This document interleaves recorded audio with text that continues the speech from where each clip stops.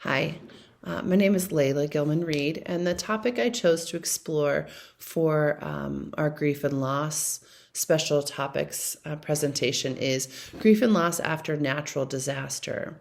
I chose to explore this topic with specifically focusing on the natural disaster that's probably at the forefront of all of our minds, the recent hurricane that affected much of the southeastern United States.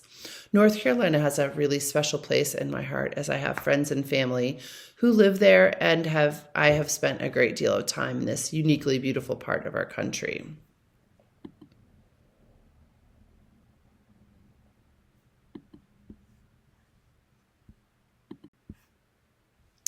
So the introduction to the grief topic itself, and this is grief after natural disaster.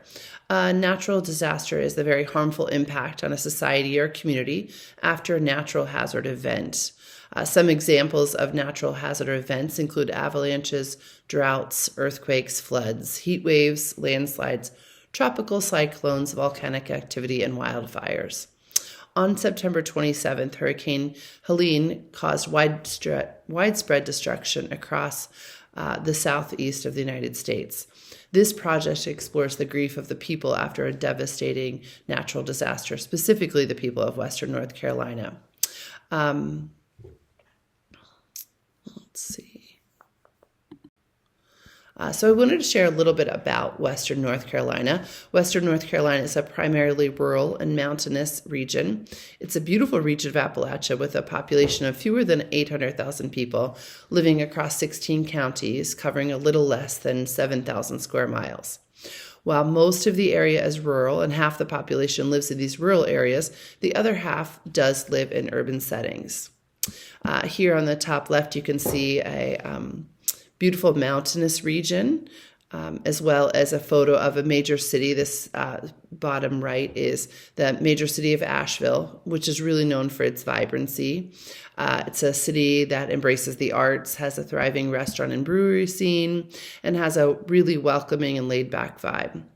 Additionally, I think my favorite is these small towns. So kind of the small mountain towns are often centered around a central business district of small and locally owned shops, bars, restaurants, arts and crafts, and many outdoor activities available in North Carolina like kayaking, whitewater rafting, bicycling, and hiking. This presentation will focus on the natural disaster, Hurricane Helene, and its impact of on the people and communities of Western North Carolina. The number and the scope of natural disasters is significant, as explained here and also on the next slide. So the scope of this specific issue, Hurricane Helene claimed over 100 lives, with 200 people still unaccounted for as of November 6th. The governor has estimated over $53.6 billion in damages. Rivers in the region overflowed and destroyed houses and property. You can see this photo is of downtown Asheville. So the rivers overflowed and destroyed houses and property and damaged major infrastructure. Over 400 roads and bridges were closed or damaged, including major interstate highways. There were over 480,000 power outages. Most people were cut off from all communications for a minimum of 2 days, and some upwards to a week or more. I know I struggled getting a hold of my friends for the better part of 2 weeks. Hurricane Helene spawned 8 tornadoes in the area, and some parts of Asheville didn't have running water for upwards of 3 weeks. As of November 6th, Asheville residents were still advised to boil their water for safety. Tourism is vitally important to this area. In 2023, tourists spent $35.6 billion visiting North Carolina. October is usually the busiest month for tourism, so the timing of this natural disaster has been especially devastating. North Carolina already lost its most significant month in terms of tourist dollars this year. Additionally, the U.S. has sustained over 400 weather and climate disasters since 1980, where overall damages or cost, just financial, has reached or exceeded $1 billion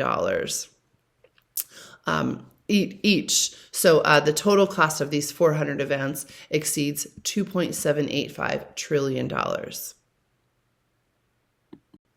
We have things like winter storms, hailstorms, severe weather, wildfires in New Mexico, hailstorms in Texas, severe weather in the South, Hurricane Beryl, additional tornadoes, hurricanes, severe weather.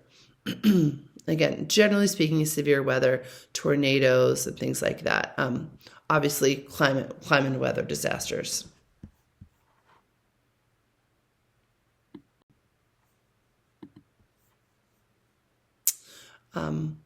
In terms of what we know with regards to mental health interventions in the grief process, studies show that there are some known interventions. Most people who live through a natural disaster will not require the attention of a specialist or mental health professionals. Many people do appear to cope with or bounce back on their own and with the support of others around them. So we as mental health professionals should be careful not to interfere with the natural coping processes of community members or promote interventions that may actually, in fact, provide little to no relative advantage. The U.S. Department of Veteran Affairs and additional international studies really focus on trauma and natural disasters, and they share that a multi-level framework for guiding mental health responses is appropriate. This framework includes the psychological first aid, or PFA, and that is really broken down into 5 parts. Promoting a sense of safety. This is like first aid, so immediately following a natural disaster. The idea of promoting a sense of safety, promoting calming, promoting self and community efficacy, promoting a sense of connectedness, and instilling hope. So that's really like in terms of triaging a mental health response following a natural disaster, that's really primary.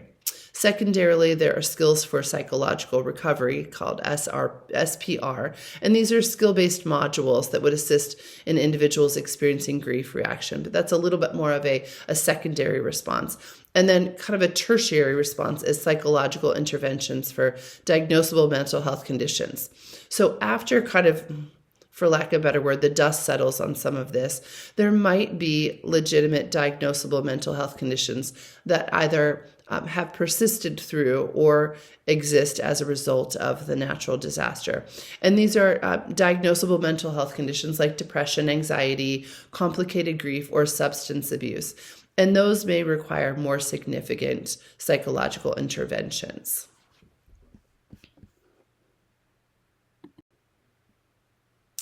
I found that the dual process grief model is particularly applicable in processing the grief involved in surviving a natural disaster. Individuals and communities can oscillate between individual and collective loss and orienting toward restoration.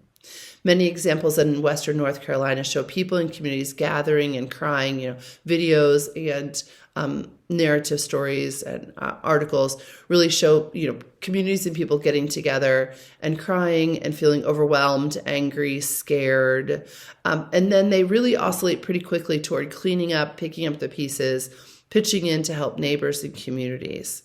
The anecdotal evidence often shows people pausing and crying by themselves and then saying they realize just how lucky they are to be alive and moving forward rather quickly toward helping someone who has it worse than them.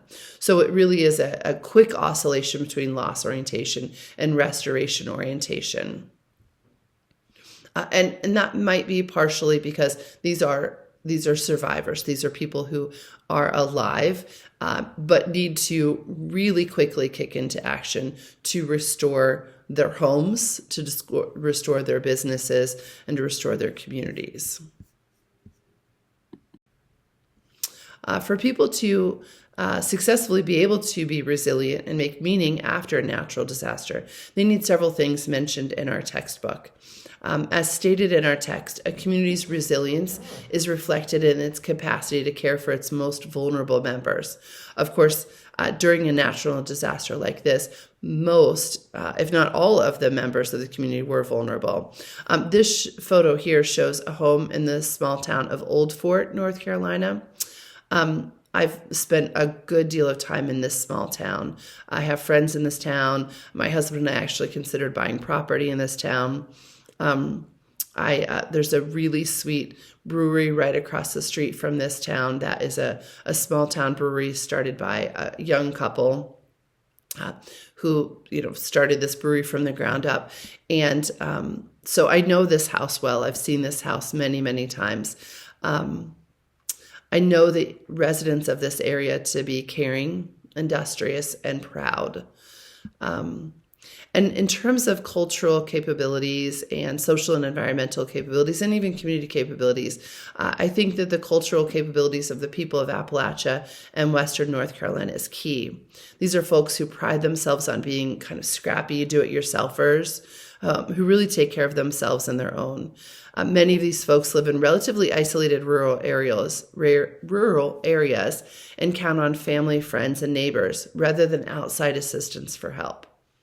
They're often farmers and hunters and homesteaders with a rich cultural heritage of skills like growing their own food, tending to livestock, building and rebuilding property, mending fences, both literally and figuratively, preserving food for times of scarcity. Right. So the capacities of this culture, of this group, of these communities at large is really great. Additionally, perceived community resilience is significantly associated with post-traumatic growth. So in Western North Carolina, in an area that is known for its focus on community, family bonds, and a do-it-yourself mentality, things like neighbors coming together to not only clean up, but also to share stories and resources adds to that resilience. Creating this presentation really challenged me to convey complex and really sensitive emotions in a way that's both informative and compassionate. I aim to avoid oversimplifying grief and resilience, but tried to focus on how communities can foster long-term sustainable support systems. This experience reinforced the importance of approaching topics like grief and trauma with empathy and cultural sensitivity. In the end, I realized that discussing grief and loss isn't just about examining the tragedy. It's also about celebrating the resilience and the solidarity that can arise in the face of overwhelming loss. The shift in perspective was essential for presenting a balanced view of the topic, one that honors both the pain and the strength within affected communities. I want to thank you so much for your time and attention, and I hope that you keep Western North Carolina both in your thoughts and in your hearts, and like several of my friends who have said down there, please don't forget about us. So if there's any way that you could support or would like to support the folks of Western North Carolina, it is welcome. Thanks again for your attention.